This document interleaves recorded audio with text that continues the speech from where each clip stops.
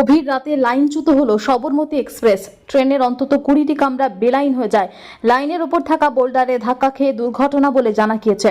শুক্রবার রাত প্রায় 2:30 নাগাদ উত্তরপ্রদেশের কানপুর স্টেশনের কাছে দুর্ঘটনা ঘটে। তবে এখনো পর্যন্ত হতাহতের কোনো খবর মেলেনি।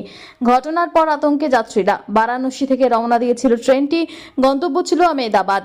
লোকো পাইলট জানিয়েছেন ট্রেনটি আচমকা বোল্ডারে ধাক্কা খেয়ে বেলাইন হয়ে পড়ে। ট্রেনের ইঞ্জিন ক্ষতিগ্রস্ত হয়েছে বলে জানান তিনি। দুর্ঘটনার ফলে সংশ্লিষ্ট লাইনে ট্রেন চলাচল ব্যাহত হয়। খবর পেয়ে ঘটনাস্থলে পৌঁছায় পুলিশ এবং দমকল। একাধিক অ্যাম্বুলেন্স ঘটনাস্থলে নিয়ে যাওয়া হয়। ট্রেনের প্রতিটি কামরা ঘুরে দেখেন পুলিশ এবং রেল আধিকারিকরা। দুর্ঘটনার ফলে ওই লাইনে ট্রেন চলছে না। একাধিক ট্রেনের গতিপথ বদল করা হয়েছে। দুর্ঘটনাগ্রস্ত ট্রেন থেকে যাত্রীদের সরিয়ে কানপুর স্টেশনে পৌঁছানো হয়েছে। সেখান থেকে অন্য ট্রেনের মাধ্যমে গন্তব্যে পৌঁছে দেওয়া হবে যাত্রীদের।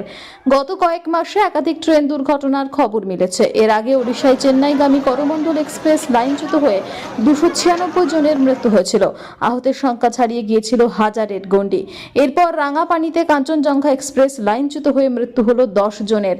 রাঙাপানি স্টেশনে লাইনচ্যুত হয় মালগাড়ি। গতকালও রাঙাপানিতে তেল পরিবহনকারী ট্রেনের 2টি বগির চাকা লাইনচ্যুত হয়ে যায়।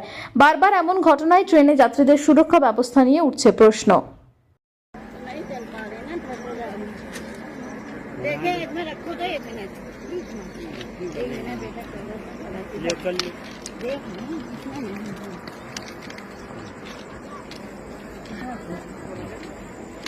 बैलेंस नहीं होगा तो कहाँ से किस्त आ जाएगी? बैलेंस ही नहीं होगा, एक ही रहेगा बैलेंस। वही जगह है, वही रास्ता है।